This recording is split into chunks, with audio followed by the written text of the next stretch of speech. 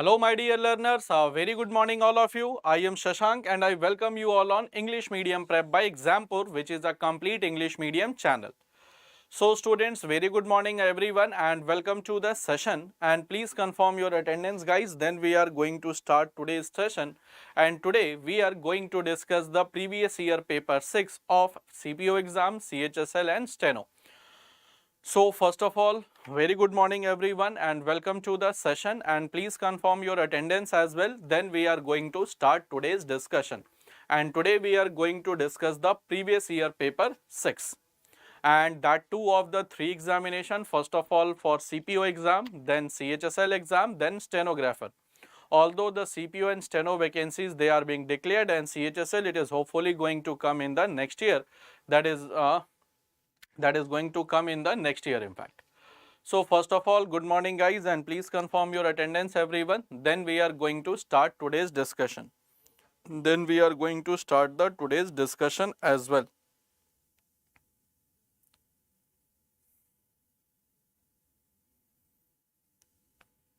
So then we are going to start today's discussion also.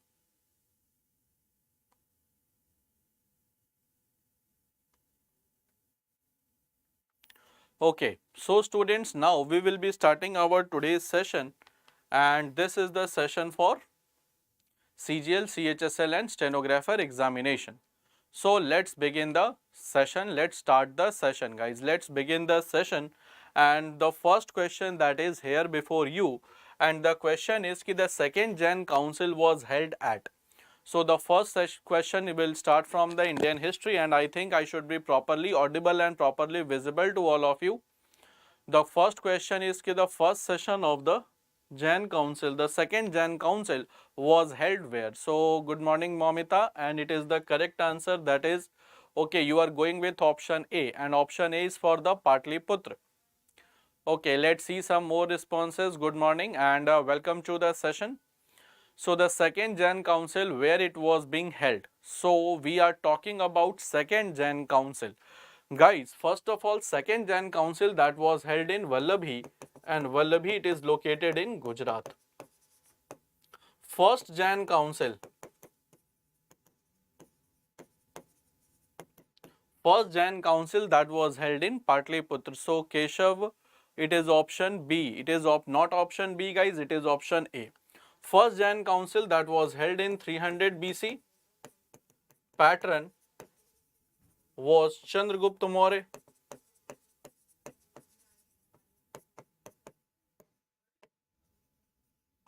Chandragupta Maurya, and the chairman was Thulabhadra.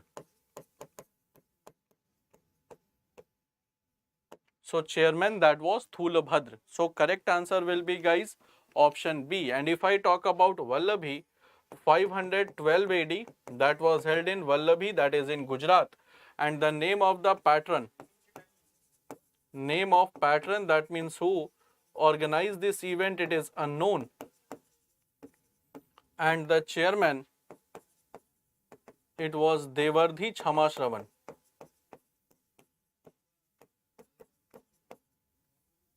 Devardhi Chamashravan was the chairman.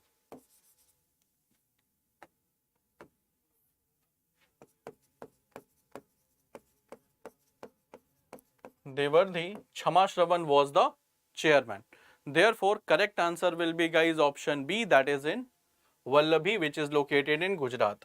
Now, if I talk about Varanasi, Varanasi guys, it is a center of Buddhist learning, it is a center of Hindu learning, and also it is the center of Jain. Reason is this, it is a center of Hinduism, Buddhism and Jainism. How it is related to Hinduism? That is the famous Kashi Vishwanath temple,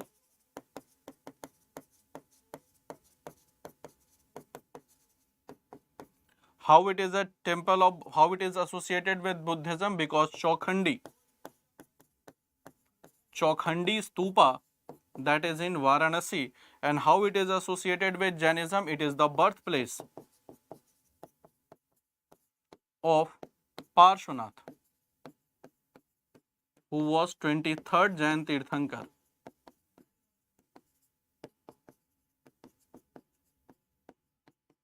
Who was 23rd Jain Tirthankar? So it is the birthplace of 23rd Jain Tirthankar, that is Parshvanath. So correct answer will be option B. And Varanasi, how it got its name? Varanasi, because it is located on confluence of two rivers, that is Varuna and Assi. It is located on the confluence of river Varuna and river Assi. Therefore, it is called Varanasi, and it is the center of not only Hinduism, but it is the center of Buddhism, and it is the center of Jainism also. So, for the second Jain council that was held in 512 BC, that is in Gujarat. So guys, is that clear to all of you? Then do let me know. Then I will be moving to the next question, and there we have discussed the importance of every particular place, that what is the importance of Patliputra, Vallabhi, Kashi, that is the old Banaras area, and Varanasi. It is a center of Buddhism, Hinduism, and also Jainism. And how I can say both center of all these three? Because these three important places, they are being located over there. Is it clear to all of you guys? Then do let me know. Then I will be moving to the next question. Is that clear to everyone?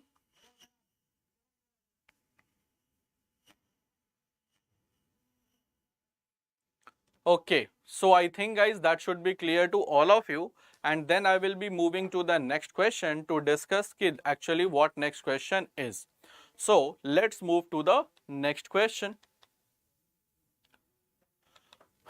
Okay, let's see the next question guys, and what next question is for us. The question is कि Bhagavad Gita, it is extracted from which parva of Mahabharata? So Bhagavad Gita, that is extracted from which parva of Mahabharata? Parva, that means the chapters. Bhagavad Gita, it is extracted from which parva of Mahabharata?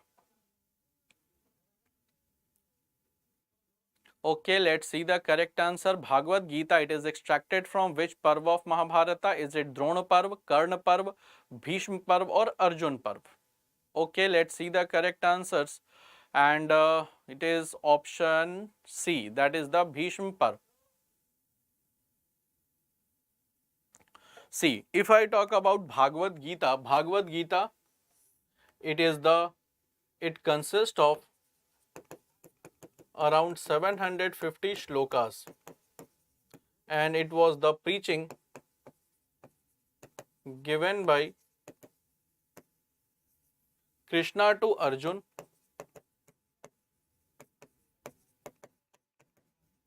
before starting of the war.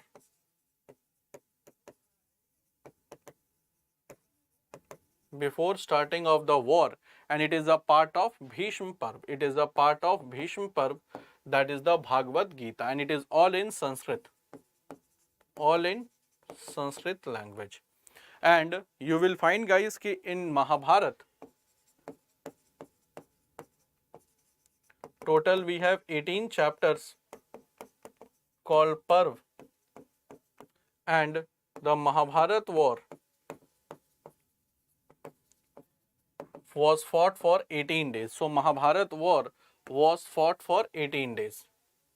Mahabharat war was fought for 18 days. Mahabharat war was fought for 18 days in fact, and it is the longest epic of world that consists of 1 lakh shlokas. That consists of the 1 lakh shlokas. So correct answer will be guys, it is option C. And Mahabharat, it was being compiled by, or you can say written by, Ved Vyas. It was written by Ved Vyas. Now guys, my question to you that is related to Mahabharat is, what was the first name? What was the first name of Mahabharat? What was the first name of Mahabharat? That was being compiled by Ved Vyas. And what was the first name of Mahabharat, guys? What was the first name of Mahabharat?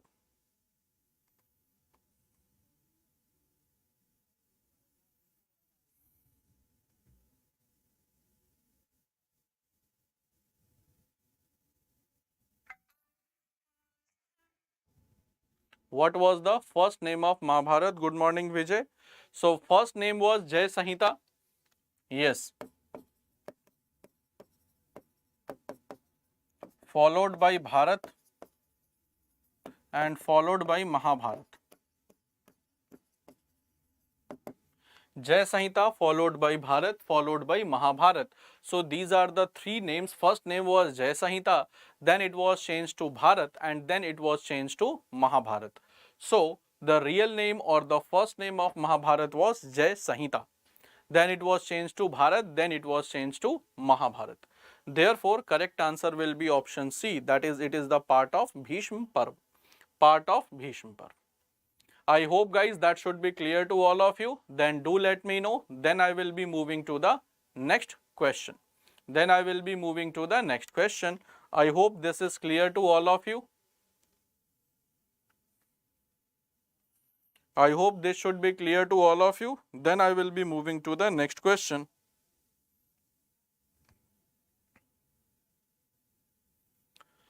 Okay, so now guys, let's move to the next question and let's see what next question is for us. The next question before you is ki who was referred as Agrames in Greek literature? So who was the king who was referred as Agrames in Greek literature? Is it Dhanananda, Mahapadmananda, Bindusara or Purushottam? So who was referred as Agrames in Greek literature? Agrames in Greek literature. So that's a very good question. So can you tell me who was referred as Agrames in the Greek literature?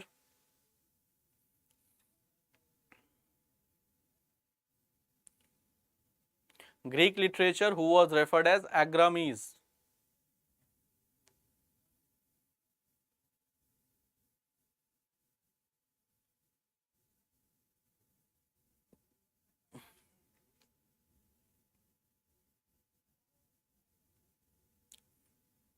Who was referred as Agrames? Okay, let's see the answer. So Momita is saying option D. Vijay, this thing I have taught earlier as well. So I think due to the lack of revision, now GS is playing a vital role in tier 1 of CGL and tier 2 of CGL also. So please make sure of it that you should revise the things on the proper interval. Otherwise, you will forget the things and too much time is not left for the CGL and there is a huge pattern change as well. Now guys, if I talk about Agrames, Agrames that was referred in the Greek literature, that is Dhanananda. So Dhananand is referred as Agrames in Greek literature because Dhananand was contemporary of Alexander. Dhananand was contemporary of Alexander. He was contemporary of Alexander. So correct answer will be Dhananand. Mahapadmanand, guys, during his time period there was no invasion of Greeks in India. So we don't have no Greek name. No Greek name of him. Then Bindusara, he was known as Amitra Ketis. He was known as Amitra Ketis. That is, the Amitra Ghat means the killer of foes. It means simply killer of foes. Then Purushottam was known as Porus because he fought the battle of Hydaspes.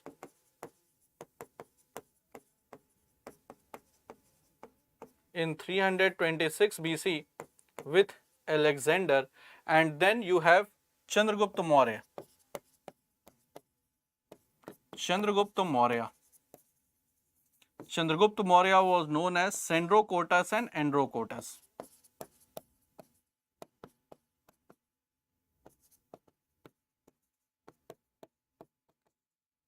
Sendrocotus and Androkotas. So that was the Greek name of Chandragupta Maurya, Sandrokotas and Androkotas.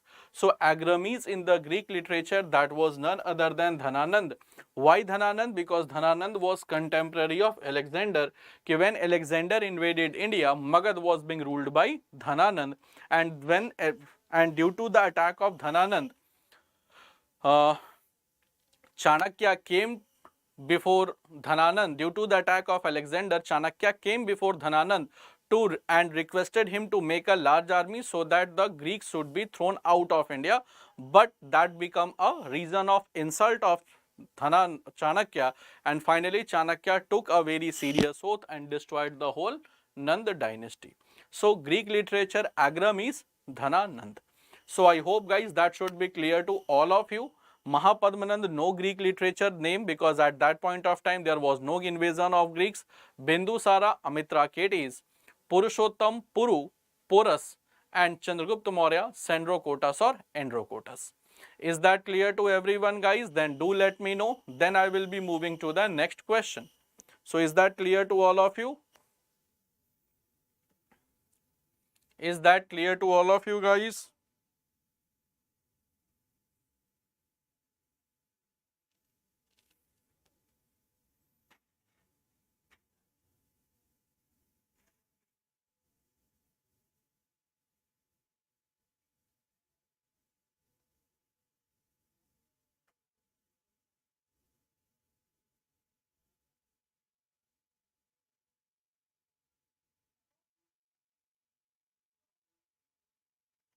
Okay, so now guys I will be moving to the next question and we'll see what actually the next question is. So let's move to the next question guys, and the next question is, name the king, what was the name of the king Ashoka's daughter whom he appointed to carry out the duties of a Buddhist missionary?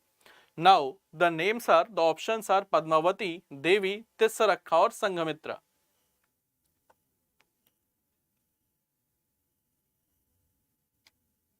So what was the name of the daughter of Ashoka who carried out the all Buddhist events in Sri Lanka? So that's a very easy question to answer, because that name is being widely known by all of you. So that is none other than Sanghamitra. So that was none other than Sanghamitra. And Sanghamitra, and after third Buddhist council, in third Buddhist council that was held in 250 BC in Patliputra, it was decided to send Buddhist missionaries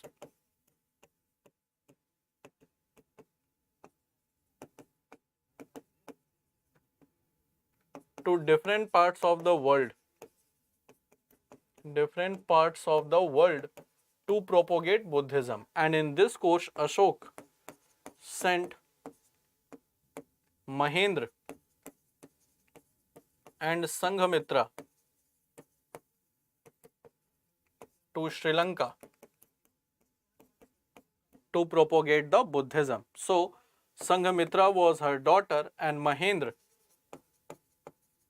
was the son. So Mahendra was the son and daughter was Sanghamitra. Now she went to Sri Lanka to propagate Buddhism. Now guys, can you know about these three ladies? Do you know about these three ladies? So any one of you knows about these three ladies, A, B and C, Padmavati, Devi, Tissarakha. So Mahendra also went to Sri Lanka, Sanghamitra also went to Sri Lanka to propagate the Buddhism. So now guys, do tell me ki what about Padmavati, Devi or Tissarakha? What about Padmavati, Devi and Tissarakha? Do you know who these three ladies were? Padmavati, Devi and Tissarakha. Do you know about these three ladies? Padmavati, Devi and Tissarakha. Anyone who knows about these three ladies, how they were associated with Ashoka? How they were associated with Ashoka, these three ladies, Padmavati, Devi and Tissarakha?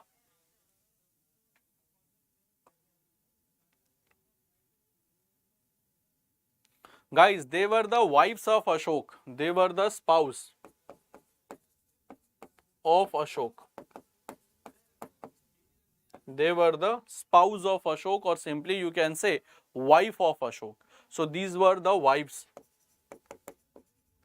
of Ashok. So at that point of time, polygamy was a very common practice. So Ashok also married more than one lady, although the first person to whom he was married, that was Devi. Then he married Tisrakha, Padmavati, and there was one more person, that was Karuvaki. And Karuvaki, she was the princess of Kalinga. And one more person, Karuvaki,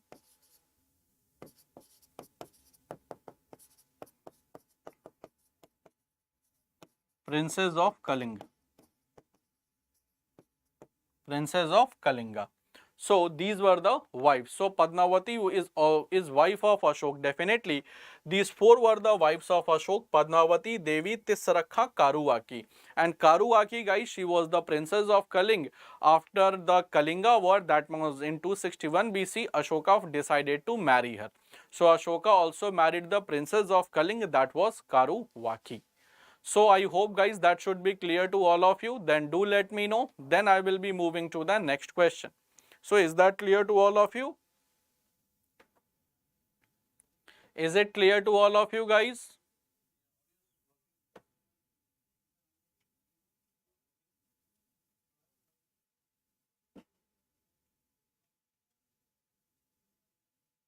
Is it clear, guys? Then do let me know. Then I will be moving to the next question. So these all were the wives of Ashoka, and the son and daughter of Devi, they were Mahindra and Sanghamitra. Finally, they were sent to Sri Lanka for propagation of the Buddhism.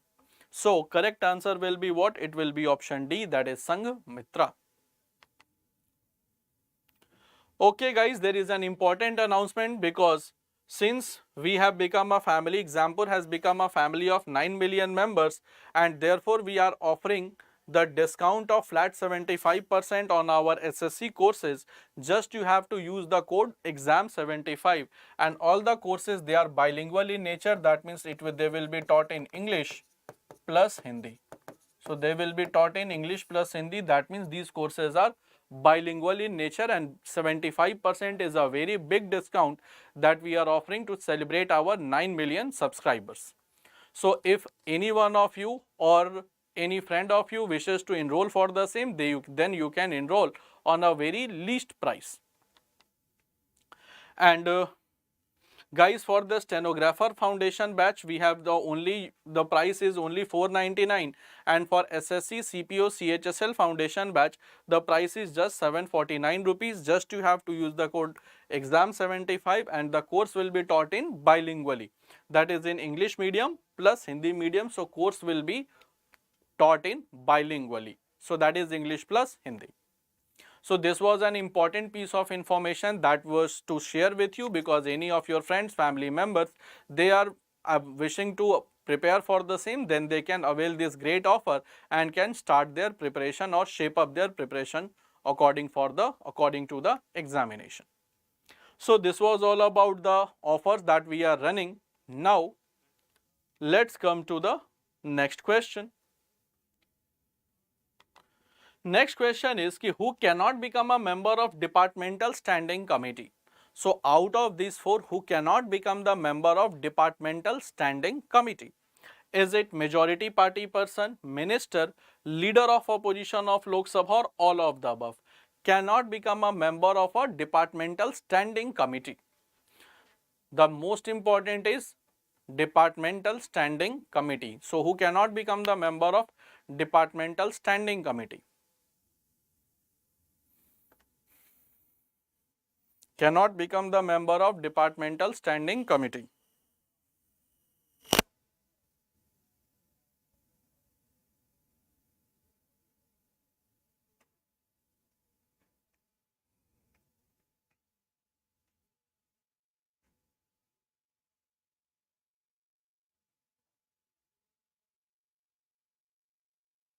Okay, let's see the correct answer. Then Vijay is saying option B, Momita is saying B.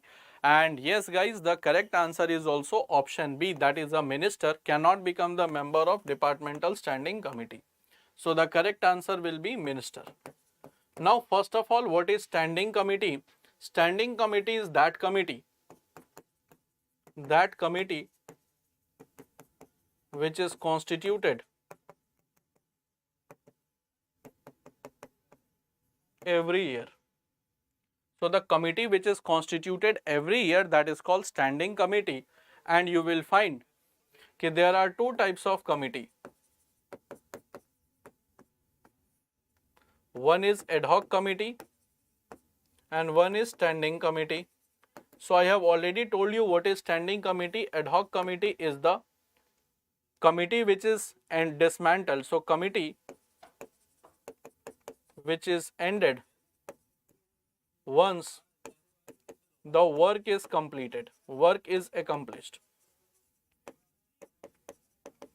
That means कि work is done, the committee will be ended. So that is called temporary committee, and it is permanent in nature. That is constituted every year. That is constituted every year. That is like, example can be PAC, Public Account Committee, that is a standing committee. Then estimation committee, that is a standing committee. And leader of opposition of Lok Sabha is always the chairman of PAC. Leader of opposition of chairman is always the PAC. Now, which party can be considered as the leader of opposition? So the party that gets 10% of total seats of Lok Sabha. So if any party gets the 10% of the total seats of Lok Sabha, then that party is officially declared as the opposition. Officially declared as the opposition party. 10% of the total seats of Lok Sabha. Right now, guys, we have given this status to Congress. Appointed by Speaker? No. Guys, directly the chair leader of opposition is being appointed by the opposition leaders, is being appointed by the opposition party. There is no involvement of the Speaker. So the leader, the opposition parties themselves decides their leader. 10% of the total seat of Lok Sabha, that is not total seat, 10% of total seat of Lok Sabha. And you will find, guys, presently we have who as a leader of opposition? That is the leader of opposition. It is the very famous personality. Who is the leader of opposition, guys, of present Lok Sabha? Present Lok Sabha, that is Adhir Ranjan Chaudhary. And he is also the chairman of PSC, that is Adhir Ranjan Chaudhary.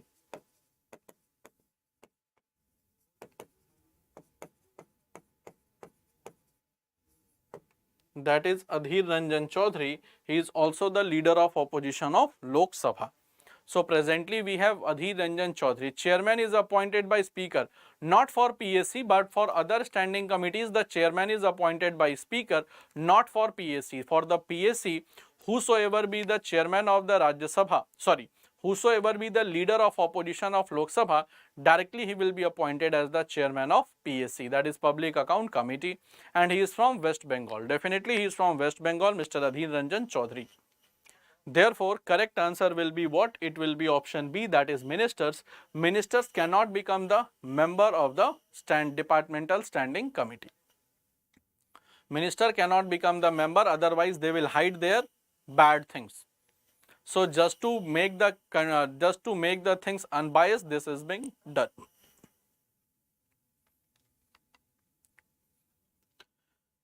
Now come to the next question. Appellate jurisdiction of the Supreme Court. Now I think it is clear to all of you guys. Is it clear to everyone?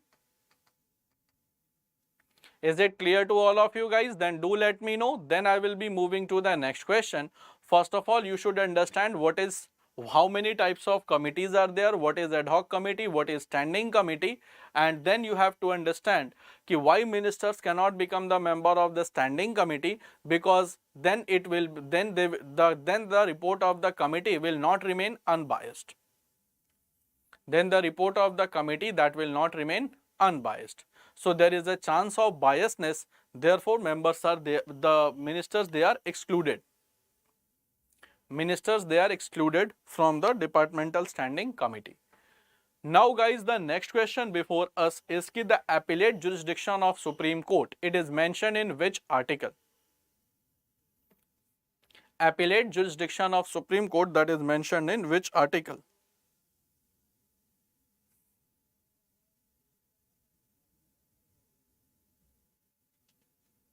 Appellate jurisdiction of Supreme Court that is mentioned in which article?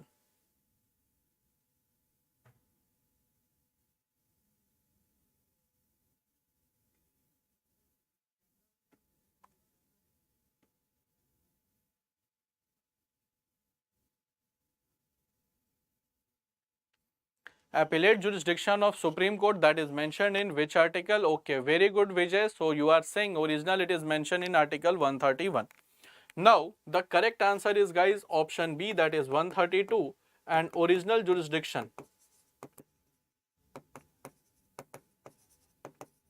Original jurisdiction it is mentioned in article 131. Appellate jurisdiction, that is highest appellate authority in case of civil and criminal case. In case of civil and criminal case. Highest appellate authority in civil and criminal case, except death punishment,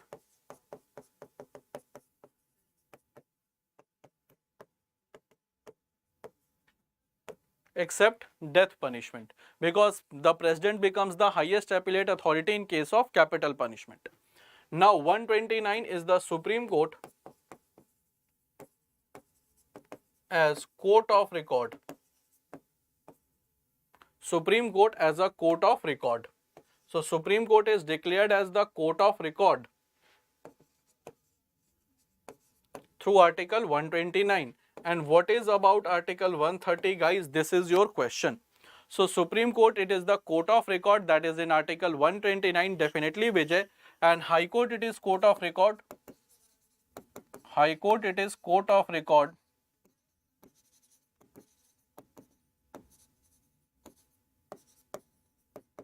Article 215.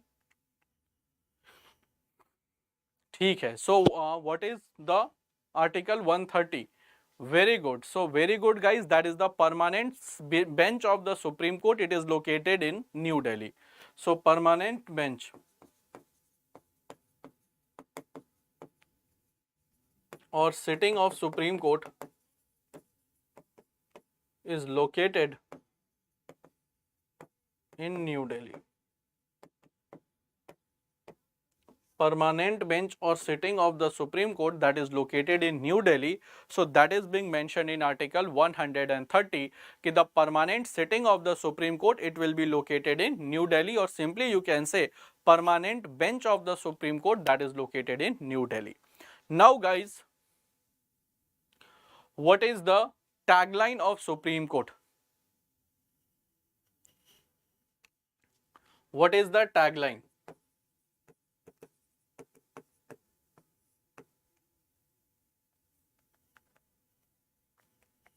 What is the tagline of the Supreme Court guys? You have all seen Supreme Court. Some of you must have seen in reality. Some of you must have seen in photograph. So what is the tagline of the Supreme Court? Maximum of you must have filled the form of JCA exam as well. So what is the tagline of the Supreme Court?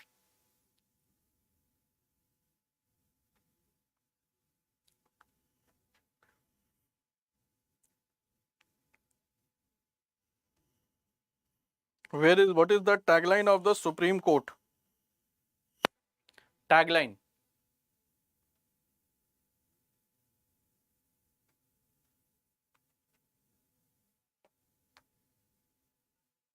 So that is yato dharma tato jaya. That means wherever is the dharma, there is the victory. So no, it is not satyamev jayate. It is yato dharma tato jaya. Yato dharma tato jaya.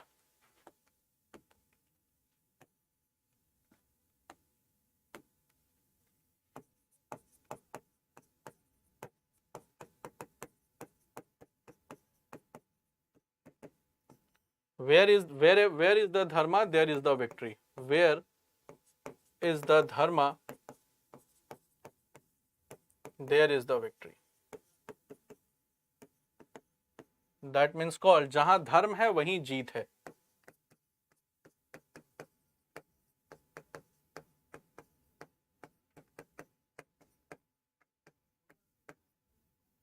जहां धर्म है वहीं जीत है। सो यतो धर्म ततो जय, that means कि वेर इज द धर्म देयर इज द विक्ट्री, जहां धर्म है वहीं जीत है। सो यतो धर्म ततो जय, so that is the tagline of the Supreme Court, guys. So is that clear to all of you? Then do let me know.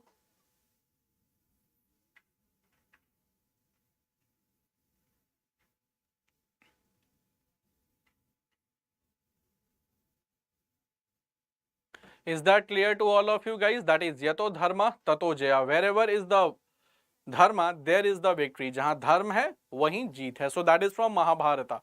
So that is being adopted from Mahabharata. So that is yato dharma tato jaya, and satyamev jayate, that is from Mundak Upanishad. So satyamev jayate,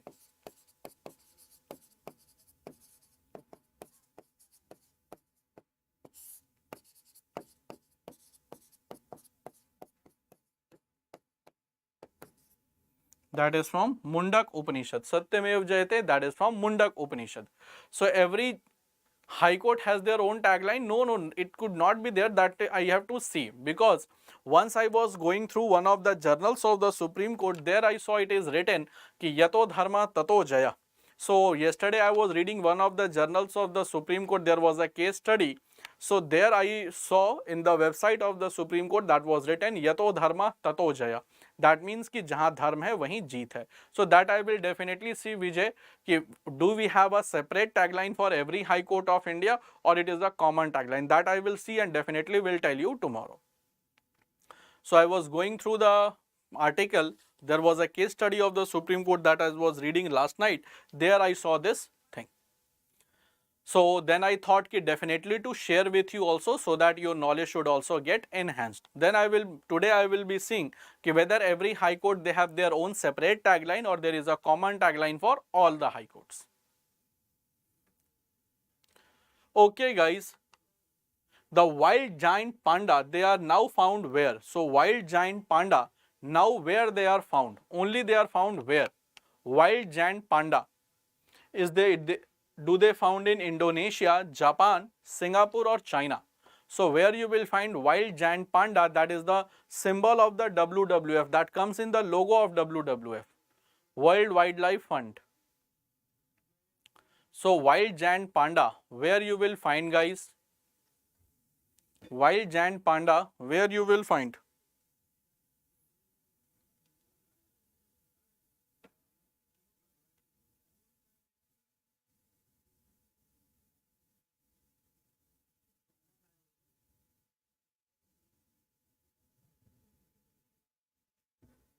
See, if I talk about wild giant panda, they are found in China.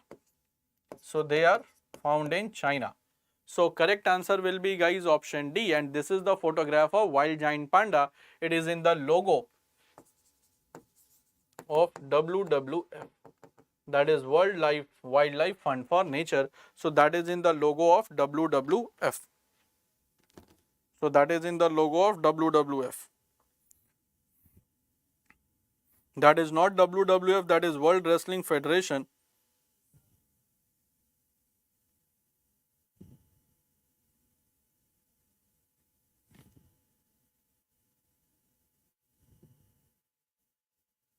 So that is in the logo of WWF as well. So that is the wild giant panda that you can see on your computer screen, that or the mobile screen, that is the wild giant panda.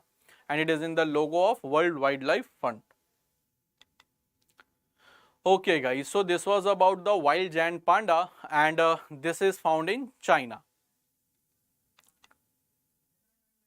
Okay, now guys, let's come to the, sir, many movies are based on panda I have seen. So that may happen, guys, because I am very poor in watching movies.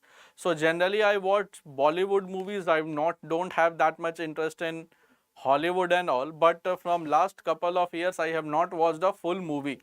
I used to watch movie in the breaks. So now come to the next question, my dear, ki which part of the Indian Constitution deals with the services under union and state? Is it part 20, part 19, part 14 or part 15? So which part of the Indian Constitution that discusses with the services under center and state? Services under center and state, which part of the Constitution deals with?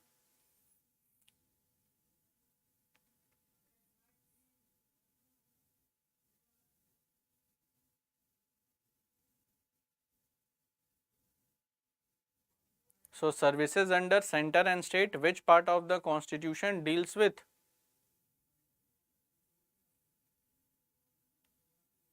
Okay, let's see, that is part C, that is part 14. Okay, so services under center and state, that means ki civil services, that is the civil services of union,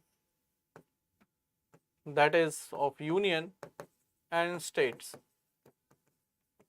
and it is under part 14, that is services under center and state. Part 20, that is amendment. Part 15, that is election. What is part 19, guys? What is part 19? What is part 19? What is part 19 of the Indian Constitution?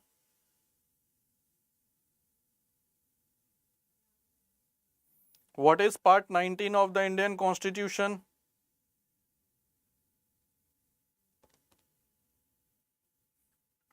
What is part 19 of the Indian Constitution?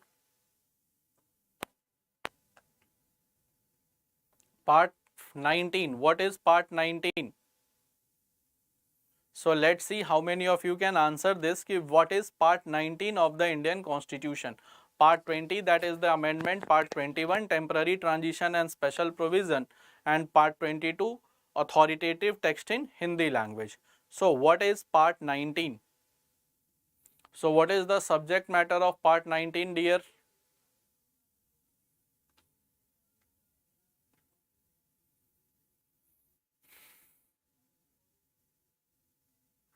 No, part 19, it is the miscellaneous. It is miscellaneous. It is called Vivid in Hindi. It is called miscellaneous. So the things which is not adjusted in any part of the Indian Constitution, that was all filled in part 19. So the things that was not being adjusted in any place of the Indian Constitution, they were all been dubbed in part 19. So the name, it is miscellaneous, and in Hindi it is called Vivid.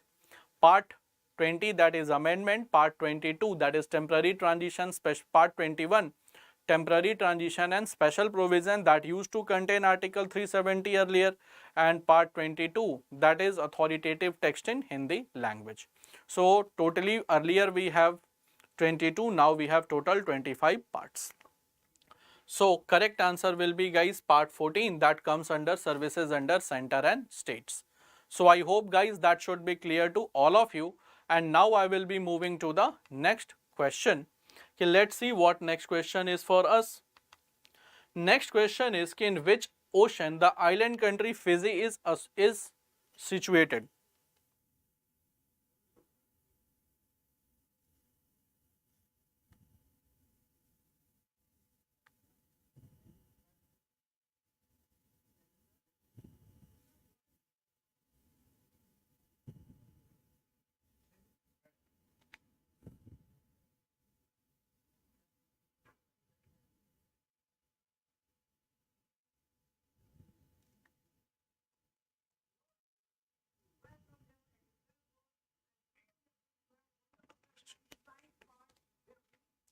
Okay, so guys, in which of the ocean the island country Fiji is located? Okay, so that is Atlantic Ocean. That Vijay, you are saying Atlantic Ocean.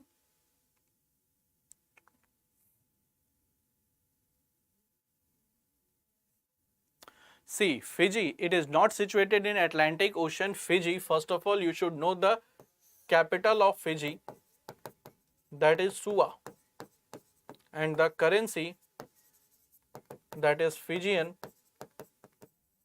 dollar, that is called FJD, Fijian dollar, and that is located in South Pacific Ocean. South Pacific Ocean, it is in Oceania. It is in Oceania, guys. So it is in Oceania. So Fijian dollar, that is the currency in capital is Suva. Fijian dollar, that is FJD, and it is the capital that is in South Pacific Ocean. Now let me show you the map. See, this is Oceania, that is in Oceania in fact. So this is under Oceania. This is Fiji Island and this is the South Pacific Ocean. And there is a Tasman Sea, and this is New Zealand, this is Australia, and this is Tasmania. This is New Zealand. This is New Zealand. Let me just use this pen.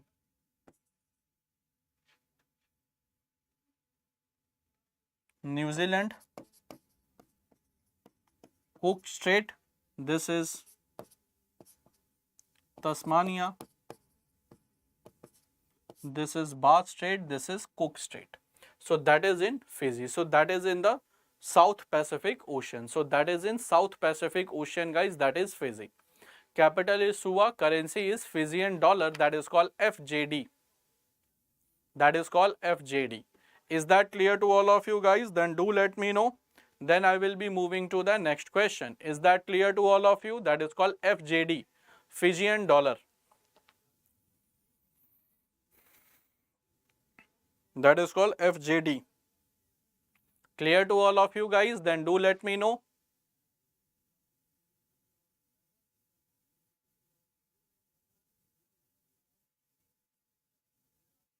I hope that should be clear to everyone, and through the map that is more apparent that is a part of Oceania. So that is located in Oceania.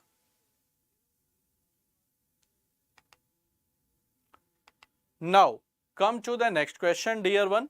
When National Science Day is observed in India every year. So when you observe the National Science Day, is it 15th March, 2nd January, 5th May, 28th February? So when National Science Day is observed in India? So when National Science Day it is observed in India?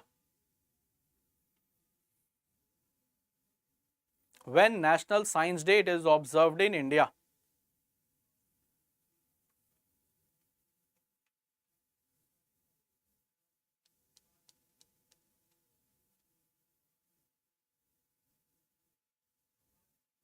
Okay, so the National Science Day, guys, it is observed on 28th of the February, because on 28th of the February, Dr. C.V. Raman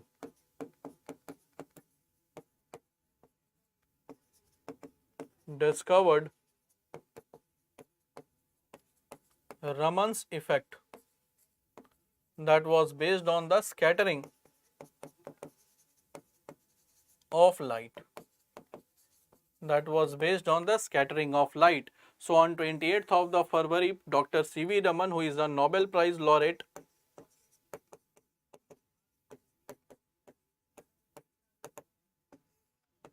discovered Raman's effect, and through Raman's effect that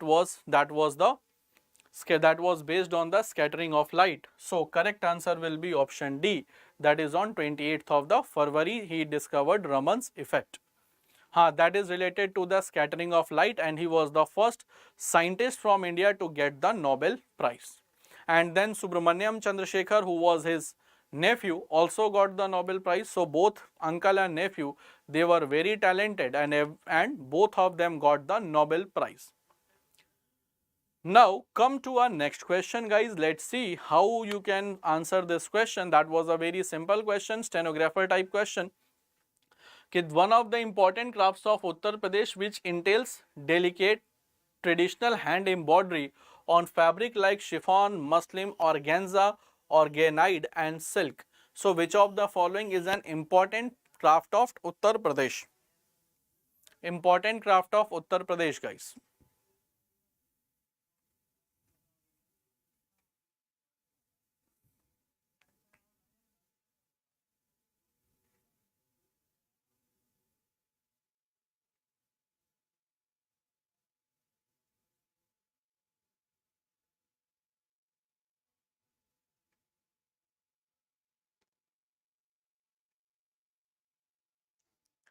So, that is called chicken curry. So that is called chicken curry. So that is called chicken curry. It is famous in Lucknow. So that is called chicken curry, which is famous in Lucknow.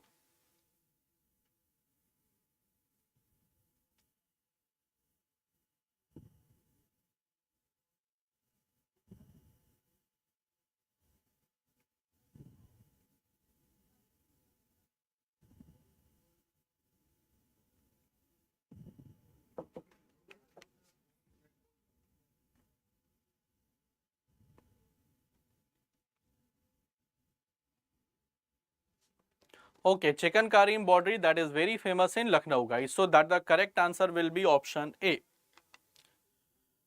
Now come to the next question. So that will be the last question of this session, because after the studio, hopefully Ravi sir is there. Ravi sir is there to take your bio session. So now the question before you is ki from where did Acharya Vinoba Bhave started individual satyagraha in 1940? So from where Acharya Vinoba Bhave started individual satyagraha in 1940? Is it Saharanpur, Uttar Pradesh, Ahmedabad, Gujarat, Pavanar, that is in Maharashtra, or Champaran, is it in Bihar?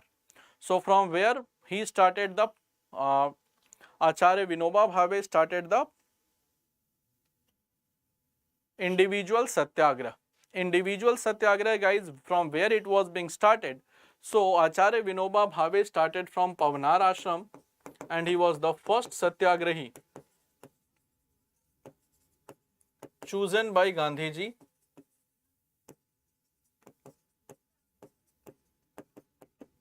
Second was Pandit Nehru, Pandit Jawaharlal Nehru, and third was Brahmadatt, and they were arrested by British police before offering satyagraha.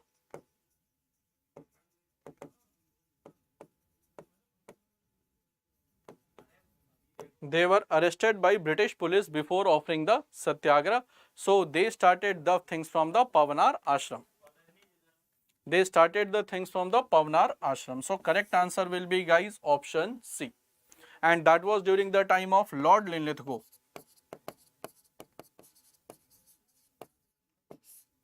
1936 to 1943. So students, with this we come up with the end of our today's session, and after this session, the session of Ravi sir will be there for bio, and you don't have to go anywhere from the channel. So stay tuned with us, and after a few couple of moments sir will come and he will take your biology session. So that was all for the day from my side, guys. Let's meet again at 4 p.m. for a session on DPSP and fundamental duties.